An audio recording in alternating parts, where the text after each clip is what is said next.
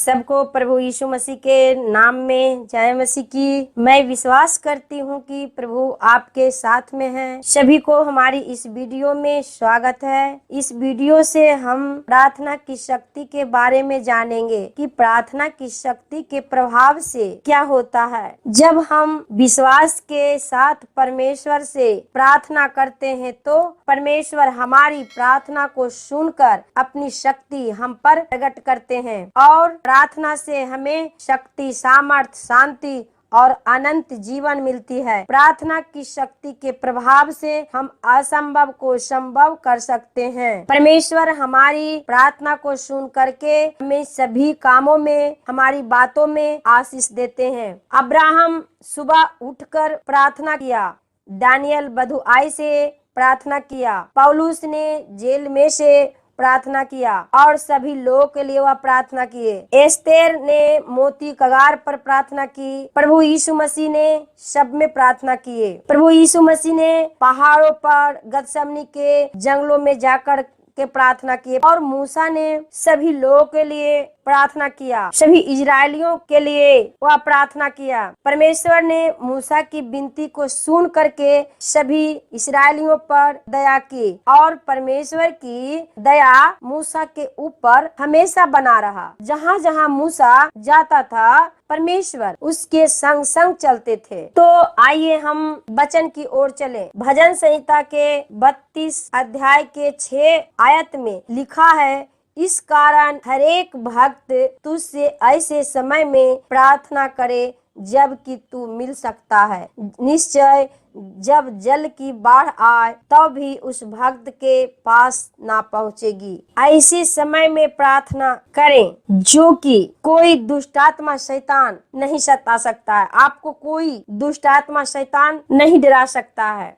आप ऐसे समय में प्रार्थना करें। आधी रात को, भोर में उठ करके आधी रात को परमेश्वर से प्रार्थना कीजिए ताकि परमेश्वर आपकी प्रार्थना को सुन करके आप पर अपनी दया, अपनी शक्ति प्रकट करेंगे और आपके पास कोई दुष्टात्मा शैतान नहीं आ सकता है। आपके पास कोई समस्या, कोई बीमारी नहीं लग सकती है। जब जल की बाढ़ आए तब भी उस भक्त के पास ना पहुंच पाएगा। कुछ भी आपको कोई नहीं डरा सकता है। कोई समस्या, कोई बीमारी आपके पास नहीं पहुंच सकती। जब आप प्रार्थना परमेश्वर से करेंगे तो आप विश्वास के साथ परमेश्वर से प्रार्थना करेंगे तो परमेश्वर यहोवा को पुकारेंगे तो आपके पास कोई भी दुष्ट आत्मा शैतान नहीं आ सकता। आपका कोई भी सामना नहीं कर सकता है।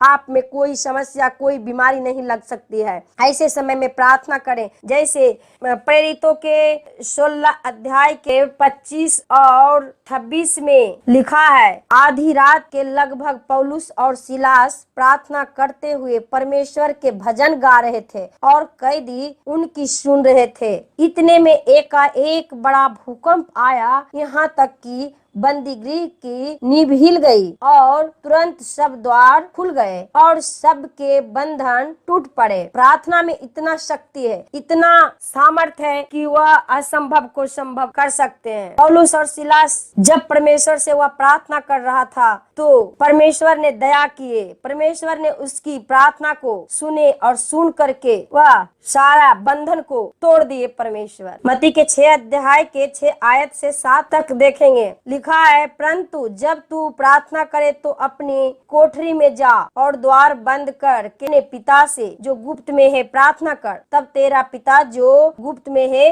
देखता है तुझे प्रतिफल देगा। जब आप प्रार्थना करते हैं तो अपने कोठरियों में जाइए और द्वार को बंद करके परमेश्वर से प्रार्थना कीजिए, परमेश्वर से पुकारिए, रो रो कर परमेश्वर से गिड़गिड़ा करके प्रार्थना कीजिए तो परमेश्वर आपकी प्रार्थना को सुनेंगे और आपकी प्रार्थना को सुन करके आपको प्रतिफल देंगे। परमेश्वर सभी की आवाज को सुनते हैं और सुन करके वह उस पर दया करते हैं। याकूब के 4 अध्याय के हम 3 आयत में देखते हैं तो लिखा है, तुम मांगते तो हो और पाते नहीं, इसलिए कि बुरी इच्छा से मांगते हो ताकि अपने भोग विलास में उड़ा दो। जब आप प्रार्थना करते हैं तो अपने स्वार्थ के लिए, अपने स्वार्थी प्रार्थना ना कीजिए, दूसरे लोगों के लिए प्रार्थना करें। इसीलिए परमेश्वर कहते हैं कि तुम मांगते तो हो और पाते नहीं हो, क्योंकि तुम बुरी इच्छा से मांगते हो। इसलिए वह कहते हैं कि अपने स्वार्थ के लिए मांगते हो, ताकि अपने भोग विलास में वह उड़ा दें। तो ऐसा ना करें, सिर्फ अपने ही लिए प्रार्थना ना करें, दूसरे लोगों के लिए प्रार्थना करें। यदि आप दूसरे लोगों के लिए प्रार्थना करेंगे तो प्रभु आपको बहुतायत से आशीष देंगे, बहुत भरपूर आशीष देंगे। परमेश्वर आपकी हर एक कामों में आशीष देंगे, आपकी जरूरतों को परमेश्वर पूरा करेंगे। याकूब के 5 अध्याय के 14 में लिखा है, यदि तुम में कोई रोगी हो तो कलीसिया के प्राचीनों को बुलाए और वे प्रभु के नाम से उस पर तेल मल कर उसके लिए प्रार्थना करे, और विश्वास की प्रार्थना के द्वारा रोगी बच जाएगा और प्रभु उसको उठाकर खड़ा करेगा। जब कोई रोगी है, कोई बीमार है, तो उसके लिए आप पास्टरों से प्रार्थना करवाइए, चर्च जाइए और पास्टरों से प्रार्थना करवाइए, ताकि उसकी प्रार्थना को सुन करके प्रभु पर रोगी पर दया करेंगे, उस रोगी को प्रभु बचाएंगे, उठाकर खड़ा करेंगे। प्रार्थना उस पास्टर की प्रार्थना के द्वारा प्रभु उस रोगी पर दया करेंगे, उसको चंगा करेंगे। और याकूब के 5 अध्याय के 17 में लिखा है, एलिय्याह भी तो हमारे समान दुख सुख भोगी मनुष्य था, और वह उसने गिड़गिड़ा कर प्रार्थना की कि मेघ ना बरसे, और 3.5 वर्ष तक भूमि पर मेघ नहीं बरसा। फिर उसने प्रार्थना की तो आकाश से वर्षा हुई और भूमि फलवंत हुई। प्रार्थना में शक्ति है, प्रार्थना के शक्ति के प्रभाव से सब कुछ हो सकता है। एलिय्याह ने परमेश्वर से गिड़गिड़ा कर प्रार्थना किया कि 3.5 वर्ष तक भूमि पर मेघ ना बरसे, और परमेश्वर ने ऐसा ही किए। उसकी प्रार्थना को सुन करके 3.5 वर्ष तक परमेश्वर भूमि पर मेघ नहीं बरसाए। जब फिर एलिय्याह परमेश्वर से प्रार्थना किए वर्षा के लिए, तो परमेश्वर ने आकाश से वर्षा किए और भूमि फलवंत हुई। ऐसा ही प्रार्थना करना चाहिए, ताकि परमेश्वर सभी की प्रार्थना को सुन करके सभी पर दया करें, सभी को आशीष दें। परमेश्वर 1 शामुएल के 4 आयत से 5 आयत में लिखा है, जब जब एल्काना मेल बलि चढ़ाता था, तब तब वह अपनी पत्नी पनीना को और उसके सब बेटे बेटियों को दान दिया करता था, परंतु हन्ना को वह दूना दान दिया करता था, क्योंकि वह हन्ना से प्रीति रखता था। तो भी यहोवा ने उसकी कोख बंद कर रखी थी। एल्काना अपनी पत्नी को और उसके बेटे बेटियों को दान देते थे, उससे अधिक दान हन्ना को देते थे एल्काना। फिर भी परमेश्वर उसकी कोख को बंद कर रखे थे, और हन्ना रोती थी, वह उदास रहती थी, ना तो खाती थी ना कुछ पीती थी, और वह हमेशा उदास रहती थी। और एल्काना की पत्नी पनीना हमेशा हन्ना को चिढ़ाती थी, कुड़कुड़ाती थी उसे। फिर वह परमेश्वर के मंदिर में गई हन्ना, और हन्ना परमेश्वर की मंदिर में गई और परमेश्वर से प्रार्थना की। सामुएल के 10 में लिखा है, वह मन में व्याकुल होकर यहोवा से प्रार्थना करने और बिलख बिलख कर रोने लगी, और उसने यह मन्नत मांगी, हे सेनाओं के यहोवा, यदि तू अपनी दासी के दुख पर सचमुच दृष्टि करे और मेरी सुधि ले, और अपनी दासी को भूल ना जाए, और अपनी दासी को पुत्र दे, तो मैं उसे उसके जीवन भर के लिए यहोवा को अर्पण करूंगी, और उसके सिर पर छुरा फिरने ना पाएगा। हन्ना ने परमेश्वर से प्रार्थना की कि हे परमेश्वर, हमारी प्रार्थना को सुन और हमें दुखी दासी पर दया कर, हमें एक पुत्र दे, ताकि उसे जीवन भर के लिए तुझे दे दूं, तुझे अर्पण कर दूंगी, और उसके सिर पर छुरा फिरने ना पाएगा। ऐसा हन्ना ने प्रार्थना की, और परमेश्वर ने हन्ना की प्रार्थना को सुन करके उत्तर दे। उसे परमेश्वर ने हन्ना को एक पुत्र दिए, उसका नाम सामुएल है। सामुएल 1 अध्याय के 26 में लिखा है, तब हन्ना ने कहा, हे मेरे प्रभु, तेरे जीवन की शपथ, हे मेरे प्रभु, मैं वही स्त्री हूँ जो तेरे पास यही खड़ा होकर यहोवा से प्रार्थना की थी, और यहोवा ने मुझे मुंह मांगा दिया। यहोवा परमेश्वर ने हन्ना को मुंह मांगा वरदान दिया। जब हन्ना ने प्रार्थना परमेश्वर से की तो परमेश्वर ने उसे मुंह मांगा वरदान दिए, उसकी इच्छा को पूरा किए परमेश्वर। पहला राजाओं के 9 अध्याय के 2 आयत से हम देखते हैं, 2 आयत से 3 आयत तक लिखा है, तब यहोवा ने जैसे गिबोन में उसको दर्शन दिया था वैसे ही दूसरी बार भी उसे दर्शन दिया। यहोवा ने उससे कहा, जो प्रार्थना गिड़गिड़ाहट के साथ तूने की है उसकी मैंने सुना है। यह जो भवन तूने बनाया है उसमें मैंने अपना नाम सदा के लिए रखकर उसे पवित्र किया है, और मेरी आंखें और मेरा मन नित्य वहीं लगे रहेंगे। सुलेमान भी परमेश्वर से प्रार्थना किया। सुलेमान ने ईश्वर का राज भवन बनाया और परमेश्वर से गिड़गिड़ा कर प्रार्थना किया। गिबोन में परमेश्वर ने उसे दर्शन दिए और उसकी इच्छा थी सुलेमान के कि इस भवन को परमेश्वर का भवन में परमेश्वर का जस दिखाई दे, परमेश्वर की चमत्कार हो,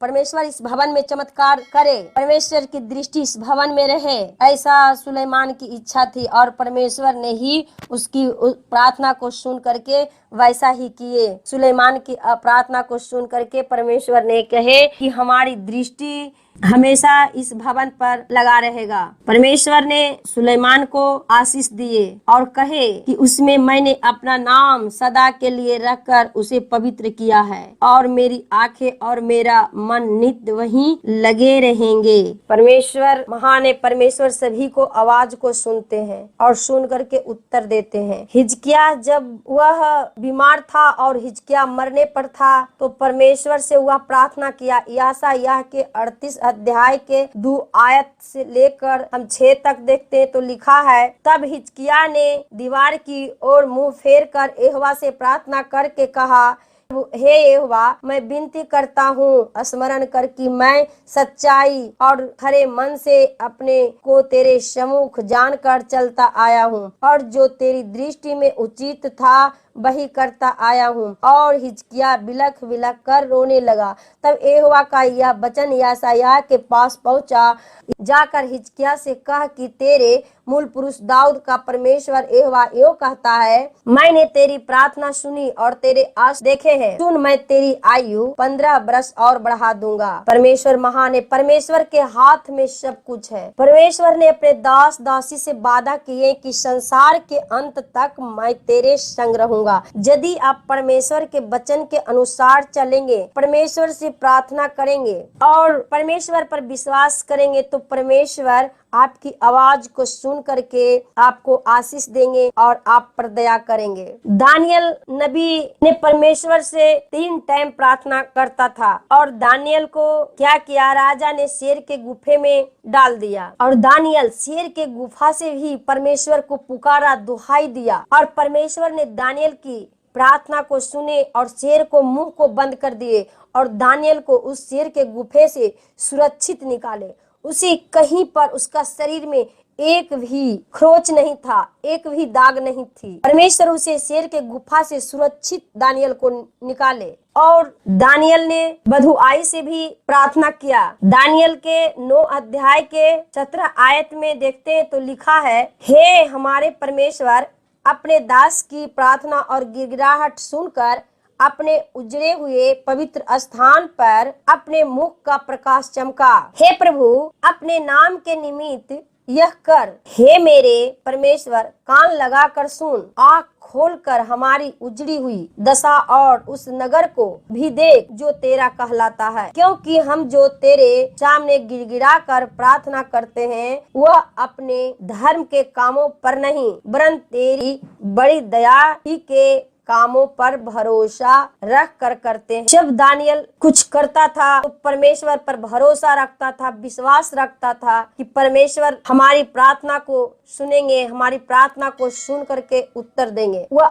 अपने लिए ही नहीं, परमेश्वर की महिमा के लिए वह दानियल प्रार्थना करता था कि परमेश्वर की महिमा और आगे बढ़े। इसलिए दानियल हमेशा परमेश्वर से प्रार्थना करता था। मत्ती के 6 अध्याय के 6 में लिखा है, परंतु जब तू प्रार्थना करे तो अपने कोठरी में जा और द्वार बंद करके अपने पिता से जो गुप्त में है प्रार्थना कर, तब तेरा पिता जो गुप्त में देखता है तुझे प्रतिफल देगा। जब आप प्रार्थना करते हैं तो कोठरी में जाइए और द्वार को बंद करके परमेश्वर से प्रार्थना कीजिए।